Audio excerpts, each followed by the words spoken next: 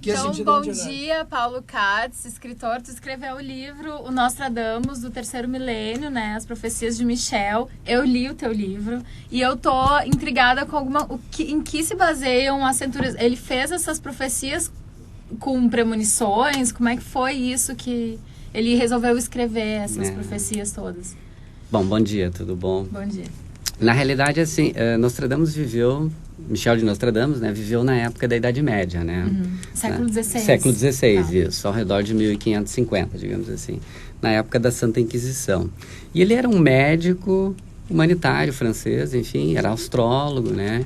E um iniciado nas ciências egípcias, né? Antigas, esotéricas, enfim. E, evidentemente, tinha uma grande visão espiritual do mundo, né? Então, o que se sabe, o que ele deixou escrito, é que a forma dele de visualizar o futuro, acreditem ou não, que aí essa parte do ceticismo, enfim, é própria de cada um, né? Sim, claro. Mas o formato era assim, ele entrava em transe de noite, na madrugada, enfim, e visualizava as coisas através de espelho, através de uma bacia de água, enfim. Ele tinha uma rotina quase que diária, digamos assim, de visualização do futuro, certo? A gente poderia afirmar, então, que Nostradamus foi um grande bruxo vidente, né? Isso. Para a época da Idade Média, o que acontecia? Qualquer pessoa que tinha poderes, digamos assim, não muito ortodoxos era considerado, como até hoje, evidentemente, um bruxo, né? E o que acontece? Nostradamus, ele tinha essa visão espiritual baseada no que ele... Em todos os escritos dele, se tu for ler, ele se considerava, evidentemente, apenas como qualquer um hoje, que é um instrumento, né? Um instrumento, digamos assim. Sim, eram visões e agora uma outra coisa que eu queria muito saber, que isso me intriga, o fato então dele ter essas visões e ele profetizou e escreveu e deixou esse legado para a humanidade. Será que mesmo a gente mudando o nosso comportamento, ela não ia se concretizar de qualquer maneira como um destino imutável, assim, alguma coisa que ele viu, então vai acontecer mesmo? Não, pelo seguinte, porque toda visão profética, toda visão espiritual, ela é passada, evidentemente, por uma espiritualidade maior, certo? Então, o que acontece? Se tu raciocinares assim, nós temos o nosso livre-arbítrio. Então, o que foi visto certamente vai acontecer se nós seguirmos esse caminho atual, esse curso da história. Né? Azimar, da Rádio Nacional, filha da Rádio Globo. Oi.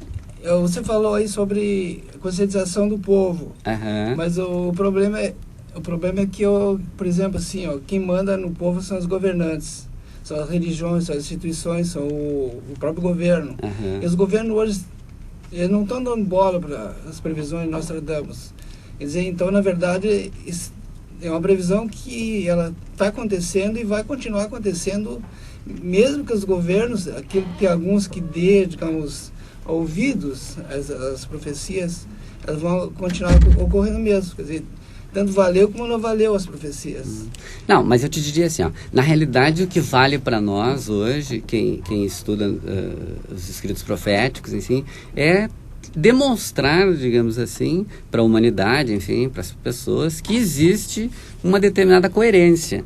Porque se a gente for analisar, eu estou escrevendo um outro livro que trata das cartas de Nostradamus, né? E esse outro livro, ele retrata histórias. Então, eu estou fazendo uma pesquisa histórica bem interessante e que tudo o que aconteceu na França, lá na época da Revolução Francesa, né?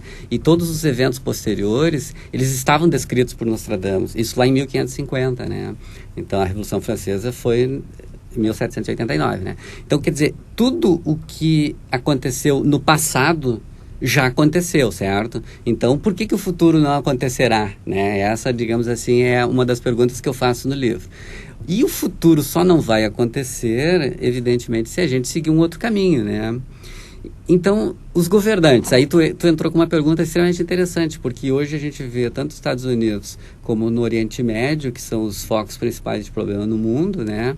Por exemplo, Estados Unidos não assinou o protocolo de Kyoto, Estados Unidos polui 25% de todo o problema ambiental mundial, 25% é responsabilidade dos Estados Unidos. E os americanos, infelizmente, estão atualmente, os republicanos, enfim, quem está governando os Estados Unidos, pouco ligando para isso, certo?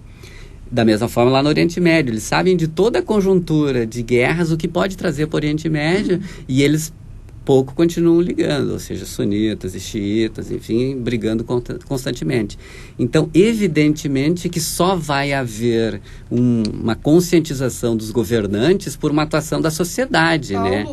Bom Óbvio, dia, né? Paulo. Eu queria fazer uma pergunta. Você acha que essa conscientização das pessoas referente aos problemas ambientais, né, a solução dela seria a longo ou a curto prazo? Olha, tem que ser a curto prazo. Porque se nós tratarmos no longo prazo, nós já teremos certamente problemas ambientais muito mais sérios do que nós estamos tendo hoje. Nós podemos prever secas enormes, imensas. O continente africano assolado por secas imensas, né? Enfim, se nós continuarmos hoje agindo como nós estamos agindo, tem um exemplo, O Dia Depois de Amanhã. É um filme que certamente muita gente viu, né? O cientista que ele começou a ver que as coisas não eram para daqui a 100 anos, eram para hoje, né? Só que, obviamente, ninguém acreditou naquilo. Então, o raciocínio que se tem que fazer é esse, ou seja, nós temos que tratar a coisa com seriedade, né? E, infelizmente, a gente vê que os grandes países, os governantes, não estão tratando, obviamente, com seriedade.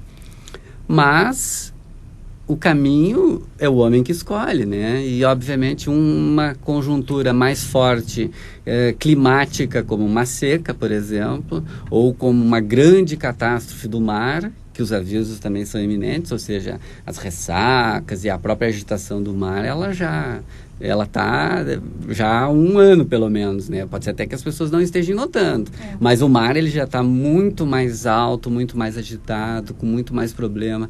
Os vulcões estão atuando muito mais intensamente nesse último ano, enfim. Tudo isso são conjunturas, ou seja, ninguém pode se admirar de repente ter um terremoto de proporções. Bom dia, né, Paulo. Eu sou Jânia Romani, da Rádio Jânia, Senac. tudo bom? Eu queria saber como tu acha que a gente... Como você acha que a gente podia conscientizar essas pessoas? Você acha que só com as profecias do Nostradamus a gente consegue conscientizar? Porque eu acho que até todos os cientistas a gente vê as mudanças. Eu acho que um caminho científico não seria mais interessante para a conscientização que as pessoas acreditam mais. É que assim, ó, eu entendo assim... Os governantes, enfim, os líderes. Eu, como sempre fui uma pessoa extremamente ecológica, ambientalista, digamos assim, né? Evidentemente já tenho essa consciência há muito tempo. E grande parte das pessoas que estão aqui, vocês, enfim, que estão no mundo também. Só que o que acontece? Grande parte dos governantes estão mais interessados em problemas afetos ao seu modo de vida pessoal, enfim, interesse próprio, uma série de coisas, e estão deixando de lado os problemas maiores, certamente mundiais, ou seja, a paz e a guerra e os problemas ambientais. Então, essa conscientização, ela tem que partir não dos governantes, ela tem que partir da sociedade através de uma pressão dos governantes. O problema típico que se ouve, por exemplo, hoje no Brasil, o salário de um deputado, 24.500 ontem, né? O que a sociedade civil constituída disse não. Disse efetivamente não. Então, quer dizer, eles recuaram porque, evidentemente, eles se sentiram pressionados. Talvez os meios de comunicação poderiam ajudar a conscientização da população. Se tu fores olhar, assim, a TVE tem vários programas, a Paula Saldanha, por exemplo, tem um programa que se chama Expedições, né, na TVE, que é de manhã, 8h30 da manhã, que dá esse programa. E é um programa extremamente genial, assim, sobre ambientalismo, sobre todo esse problema de conjuntura no Brasil e no mundo, né? Só que as grandes redes, elas tratam